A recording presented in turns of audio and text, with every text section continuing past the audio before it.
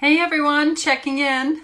It's 3:45 Central Time in Milwaukee, Wisconsin. And today we're going to have Sarah Dillard, and I'm going to add Sarah here. Hopefully this works. This is a first for everyone. Second time for me doing this. So I'm going to send requests, and I'm just waiting for Sarah to join us. Hi, Gabby.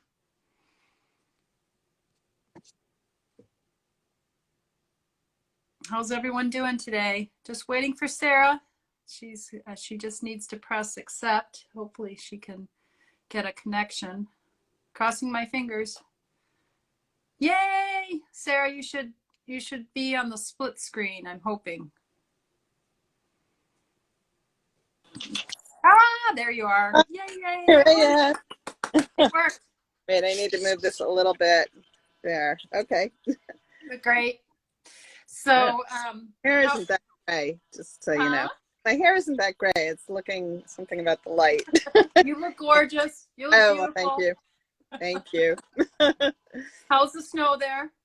It's good. We got probably about 4 inches yesterday. I know other parts of New England and New York got a ton, and I'm a little jealous of them, but it was good.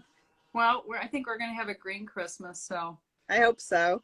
So I want to shout out to who you are and what you're going to do for us today. So Sarah Dillard is our author illustrator today, and I'm just going to read a little bit about you from your bio. So I'm going to look up. Sarah's author is the author and illustrator of Mouse Scouts, which she'll be talking about today, and the critically acclaimed graphic reader Extraordinary Warren and its sequel, Extraordinary Warren Saves the Day. Her latest picture book, I Wish It Would Snow, was on the CBC Notable Social Studies Trade Books for Young People list in 2019. And its sequel, Don't Like the Rain, will be released in spring of 2020. Which already happened. Which already happened. Yeah, so right when the world shut down. I am reading this from the Painted Words site. So that is how we know Sarah. I know Sarah from Painted Words. Sarah's another Painted Words illustrator. We also share a writing and critique group. So I've gotten to know Sarah a little bit better through 2020. Some good things happened. Yeah, some good things have happened. It's actually opened up my little isolated world here a little bit better because it forced me to go out with illustrators.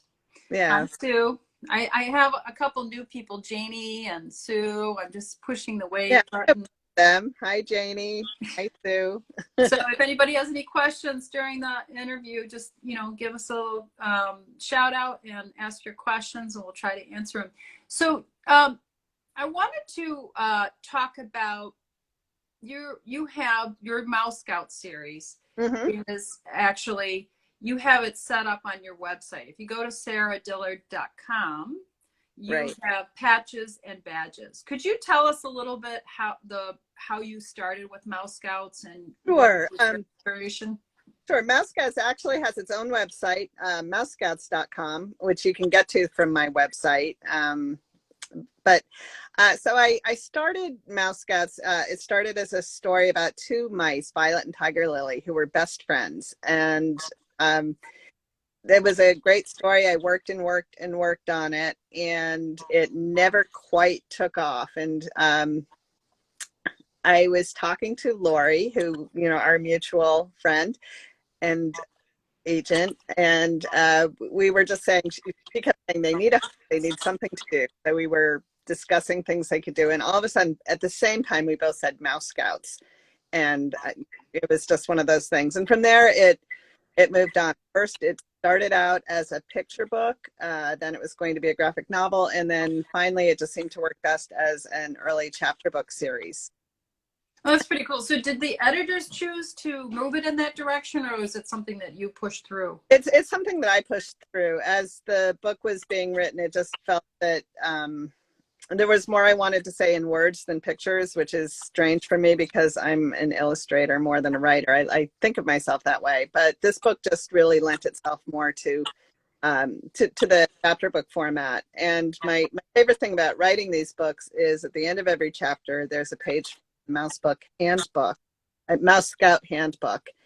which it has all kinds of fun activities, historical facts about my Mouse Scouts through the ages. So they're really fun books to write. Each book they're working towards one specific fact. And those are the badges that you can actually purchase on your site. So the child Yes. can actually read the Mouse Scout. Yes. Can join the Mouse Scouts, and then they read these books and they can collect the badges and the patches and all that. You know, it reminds me a lot of the reading programs that they had set up at the libraries. The library that I grew up in Illinois, Waukegan, had a program when I was little. This is back in the 60s, early 70s, and you would read certain books and you would get a little sticker or something like that. And I think that incentive for children is kind of a fun add-on. Was that something that the publisher gave you an option, or was that something that you invented? That's totally something that I invented, and I started with the official Mouse Scout patch. So cute. So this is all I had for a long time. I kept hearing from readers and readers' mothers saying, you know, my child has read your books, really wants the badge from the book. So so it took me some time to get it all together to do it, but I just in the last few months have been getting the badges in, and just yesterday I got the delivery of the final badge, Mouse Scouts Make Friends, which goes with the fourth Mouse Scout book. So so those are now all available. I also have the Mouse Scout pin. That's what the one I like, the Mouse Scout pin. Yeah, this you don't have to sew it to your sash. You can change it, you know, with your outfits. It's kind of useful that way. How do you know how many Mouse Scouts are out there right now? Actual Mouse Scouts? Yeah. I'm just curious because I know you go out and do book visits, and you've met a lot of little scouts. I do, you know, when the pandemic started and everybody was doing things online, I got so many emails from Girl Scout leaders saying, we're reading the Mouse Scouts for our book club. Could you please, you know, do a Zoom in on our meeting? And it just got to be too much. I would love to do that for everyone, but it would have taken up all my time. So I started doing Facebook Live events, and I've definitely got, there is a really nice Mouse Scout following, and they send pictures of drawings and little dioramas and mice sculpted. It's really fun. It's exactly what I hoped would happen when I started these books. And they're, you know, it's the type of book I would have loved as a child. So I think that's what makes it so much fun to see kids enjoying it today. I remember that when I have to admit, I was a brownie flunk out. Yeah. Oh, I would have been totally into Mouse Scouts because it's all about crafts. Well, yeah. So my sad little secret too is that I made it to being a junior scout, but I wasn't very good. And both my sisters, I know at least one of them is here right now. They were both scouts, and I couldn't wait. I was the youngest. I couldn't wait to be a scout. And what I loved the most were the badges. And by the time I was a scout, they had moved on. So I took their sashes and cut the badges off and sewed them on mine. So I was a cheat. Well, then you had more time to do anything. Well, I think I might have gotten a sewing badge legitimately. So, well, that makes sense. Yeah. Probably, Betsy says Sue was a better scout than I was. Yeah. So your sister. Yep. Yep. They're both here. Hi, Betsy. So I have on my iPad, I wanted to show everyone, this is really cute. This is the Mouse Scout. So if you, are they available on Amazon? Oh, the books are available on Amazon. I recommend people go to bookshop.org just because they source from independent bookstores. Perfect. Everybody could use the business. Yeah. So just for all your book purchases, not just, you know, of course, buy my books, but buy everyone's there if you can. Yeah. I try to buy local as much as possible. So, yeah, me too. So I know, did you have a craft for us that we might be able to share with some of our little readers? So I did. I already did it. But if people want to go to Mouse Scouts on Facebook or Instagram, they can get the step-by-step. But It's a little twig star, Oh, and cute. you basically just it's pretty simple to do. Just take this. It would have, if I was doing this live, I would mess it up. That's why I did it ahead of time. But so look for Mouse Scouts on Instagram or Facebook for the step-by-step directions. Perfect. And okay, so I wanted, you've written a lot of other books. This is not your only series. Sure. And did you start as an illustrator, or how did you get into the writing part aspect? So I started, when I was a kid, I thought I wanted to both write and illustrate. And when I went to college, I was an art major and English minor. And then I really just pursued illustration. And for years, I was doing greeting cards and that sort of thing. And then I did educational publishing.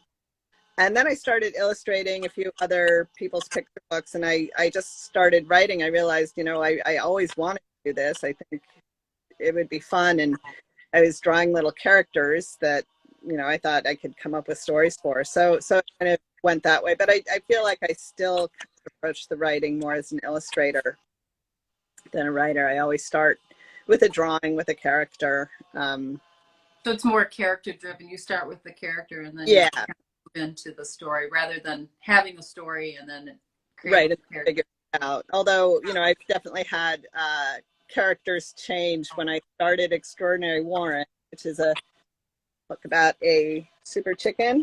Right. Warren was actually a mouse in the beginning. And he ended up working better as a chicken. I did a doodle of a chicken leaning against an egg, and he was asking, having a conversation with the egg, which was basically him talking to himself. But it was just fun, and I fell in love with the character, with the little chicken, and I thought he worked it for it. So that's how that happened. I find that when you get into character-driven stories or books, you kind of get into the place of the character. Sometimes people ask me, "Well, how did you come up with the character?" I think there's a little bit of there's a little bit of yourself in every character. I always find. Yeah, absolutely. People ask me which Mouse Scout I'm the most like, or I like the best. There are 6 Mouse Scouts, and each one of them I think is a little bit of me. So it's fun. And then Warren, I definitely feel like Warren is me.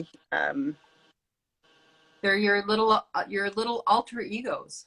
They are, and they're, I think the more you get to know the character, the easier the stories come together. So it's a lot of fun for me to approach it that way. I know other people have different approaches.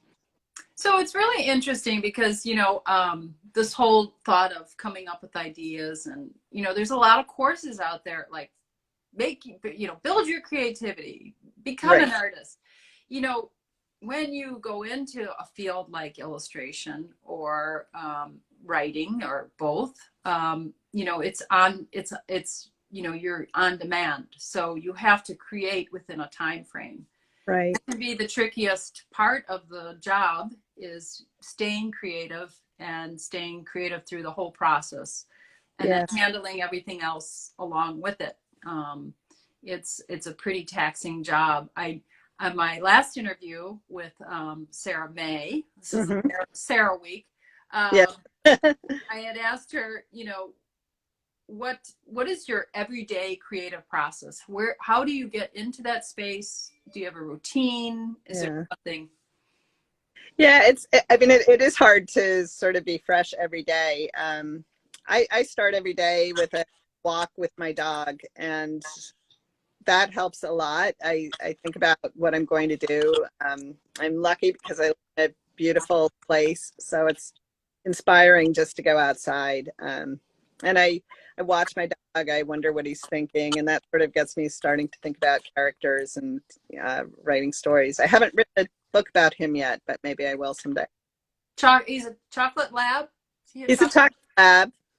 I've seen him before, and I've seen pictures of the area where you live. It looks absolutely gorgeous. There's like waterfall. It's like what you would think a children's book illustrator, what environment they would live in. Yeah, ultimate environment. a little storybook life that I'm living, and it doesn't always feel that way from the inside, but you know, from the outside, it looks pretty good. So Yeah, I have yeah, to keep I know. reminding myself that. Yeah, looks really cool. So with that, I always say, what are your 5 tops? So I'm going to give me 5 of your top creative things that you do to jumpstart that inspiration, because I think people have creativity within themselves. I think it's you have to find out ways how to tap into it. Yeah. I think many times people get trapped in the thought of when you use the word creative, they'll say, I'm not creative at all. But I think people actually have a lot of creativity. It's just they haven't figured out how to turn on the faucet yet. Yeah. So I I was wondering think, if you could share your top 5 with us. sure. So I definitely think reading helps me a lot, and looking at artwork. You know, I don't know how we did this before the internet, really, because I spend a lot of time, you know, on Instagram, Pinterest, just looking at illustrations, and it's incredibly inspiring. Sometimes it's a little humbling and, you know, intimidating, but that helps a lot. I doodle a lot. Uh, that helps. I think you sit down with the intent of going to create something wonderful, too much pressure. So I try to come in at things a little sideways. Um, you know, doing a doodle, not expecting it to be anything, and then looking at it and seeing how it can turn into something better. Um, I love to cook, so that's another creative outlet that I think sometimes when I'm feeling stuck, I'll go cook something, think about what I'm going to make for dinner, and that helps That's somehow. interesting. So Yeah. have you created a book on with the Mouse Scouts cooking yet? No, but there are lots of little recipes. They all like cheese. Um, so, Oh, so that's cute. That's very yeah, so cute. I think, yeah, food has a way of playing into a lot of my books. The whole point of Extraordinary Warren, um, he gets this idea he can be supreme, which he doesn't realize is a chicken dish. So Oops. yeah, I just gave it away. Spoiler, everybody. That's okay. Sorry. um, So you read, you cook, you walk your yeah, dog, you doodle, I doodle. I daydream all the time. dream. Yeah. Yeah. Yeah. You know, it's funny when we do our critique groups, we're usually on there, for an hour or so. Right.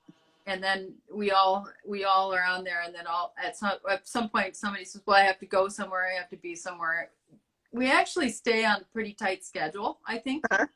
Which is, a lot of people have this thought about illustrators and authors just to always kind of just, you know, going with the flow, but it's actually a very organized type of job.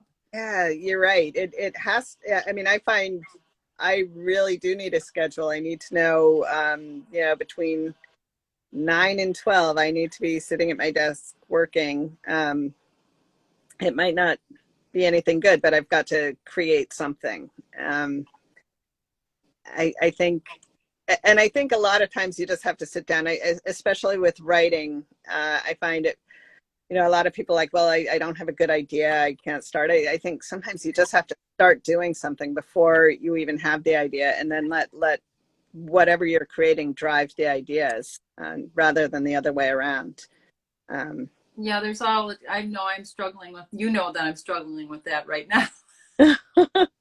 I have the scary, I can't get motivated. Yeah, So, well, that's the thing. And then sometimes I think that things come in fits and bursts. You'll be really excited about it, and then you think you've got it all figured out, but really now that's just when you have to start doing the work, and then it's like, oh, I don't. there's so much back building with writing a book. Yeah. You know, a lot of times people will approach me and they say, oh, I have a really good idea for a book. It's all written. They did Illustrator. Yeah. And I always say, well, I'm sorry. I can't do that. Yeah. Can you talk a little bit about the publishing world and how, you know, what was your big break that you got into? How you got into that step, or, you know. So I feel like I'm still waiting for that big break. You know, I feel like we're always climbing a ladder, and you're looking at the next rung, and then you get there's other rungs ahead of you. So yes, I have had books published and they've done well, but I feel like, there's much more to do. So breaking into publishing, I think I think the main thing people have to do is just accept the fact you're going to get rejected a lot along the way, and not let it bother you. And every time you get rejected, listen to that and look at it and say, instead of like, they just don't like me, what's wrong with them? Say, what can I do to make this more something that will be saleable, if that's a word. Yeah, Mary mentioned, she was talking about, I love that. She said it's really freeing just to sit and do something creative and give yourself permission. Even if it's not good, you just do it for the sake of doing it. Right. And I think that's a tricky part, because you're being judged constantly. As you said, rejection is a huge part of sustaining this career. Right. Because about 90% of it, I would say, is rejection. It is. At some part in the process, there will always be some type of rejection. Yeah. And I think I grew up in a family of artists, and we were constantly critiquing, so I was kind of used to the rejection. Right. And you go off to college, and I was a graphic design major, and then you're critiqued even further, and you learn how to weather that critiquing. I think that's an important part. I say that to parents now that have young children. It is an extremely important part of their childhood to learn how to take critiquing. Now, there's a nice way to do it. Right. There are ways that may crush the child. That's the balance. My mother would always say, I'd never want to break the spirit of the child. Right. But I think the people who succeed are the ones who can take that criticism and don't let it crush them. And, it's funny, people always think artists are so sensitive and all that, but I think they're some of the toughest people I know. Probably.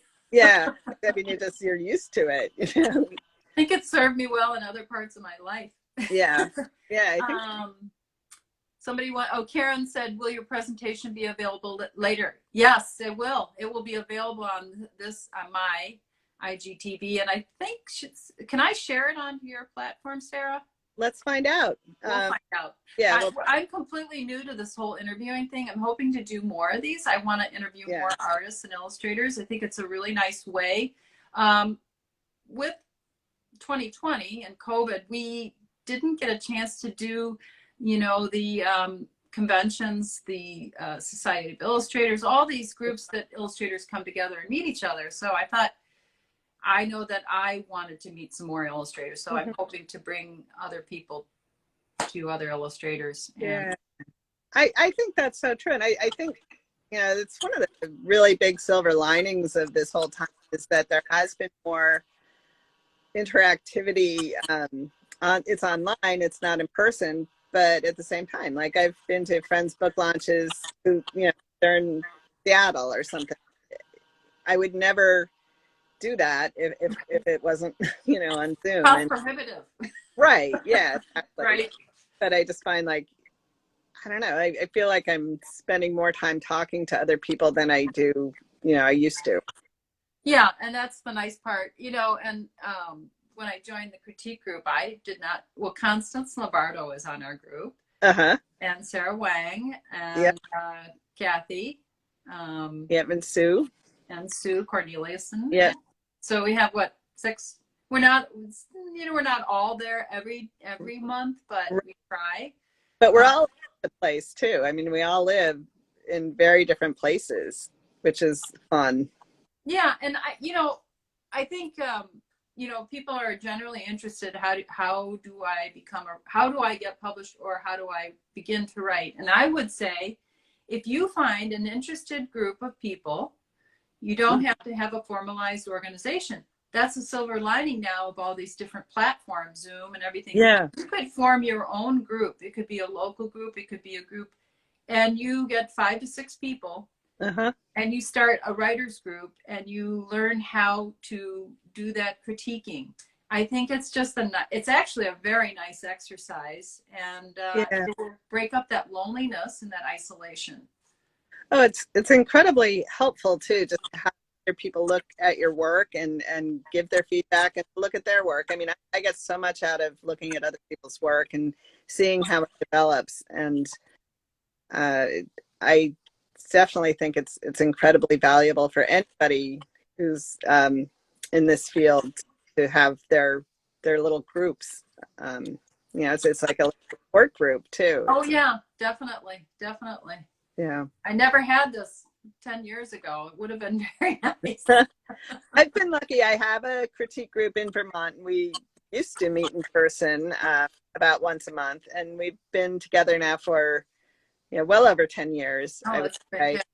And it's so fun when one of us gets a book published. It feels like getting your own book published. Maybe even more exciting because you don't have any of the nervousness about it. Right. So it's really it's an incredibly supportive field. I think it is competitive in some ways, but I never feel like I'm competing against another person.